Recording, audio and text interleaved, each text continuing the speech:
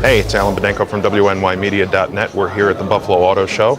This car right here next to me is the new Volvo XC70.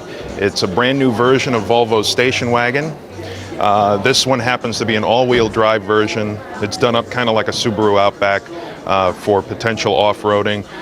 It's a completely new design. Beautiful design, I think. LED lights along the back. It's got the nice Volvo fascia in the front and the back. But what's significant about this car is that the wagons used to be based on the S60 sedan. Now they're based on the S80 sedan, which is larger, it's more luxurious. All right, we're at the Subaru booth. They've got a couple of significant cars here. The first one is the next generation Forester. I'm not exactly crazy about the front end, but the rest of it looks kind of cool. And right now we're looking at the WRX STI, which is essentially a road-going rally car. It's got 305 horsepower, 290 pound-feet of torque, and as far as Imprezas are concerned, this thing costs approximately $37,000.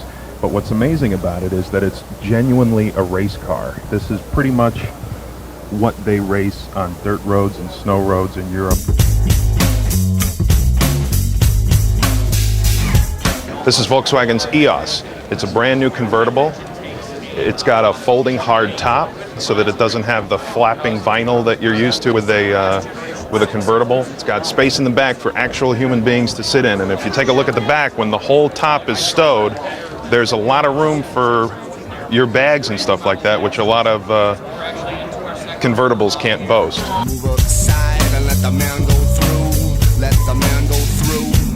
Touch the right side map to edit its display settings, and it's had the apostrophe in the wrong place because it did not mean it is. So Lexus, you fail. So by this time you've crashed the car into a tree, and the kids that you have in the second and third row are probably strewn about the place because you're busy with a dual screen navigation trying to find out where the nearest McDonald's is.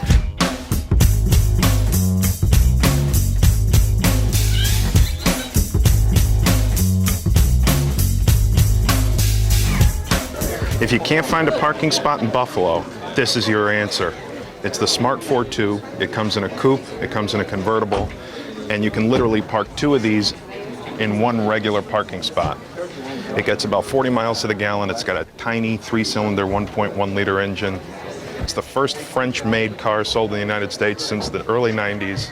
Now, if you're asking yourself, how do I prevent getting killed by an SUV on the highway? What the Smart has is something it calls the tritium safety cage, which protects all of the occupants as an exoskeleton type of thing from anything hitting it. The silver part of the car is the tritium safety cage. That always stays silver. All of the other colors on this car can be interchanged. If you're not happy with black, you can flip all of these out and you can make it red or whatever other color you want. For $14,000, it's a completely customizable car. All right, one of the other things that's interesting about this car is you're wondering how they make it safe. The engine is not in the front. The engine is right here in the back.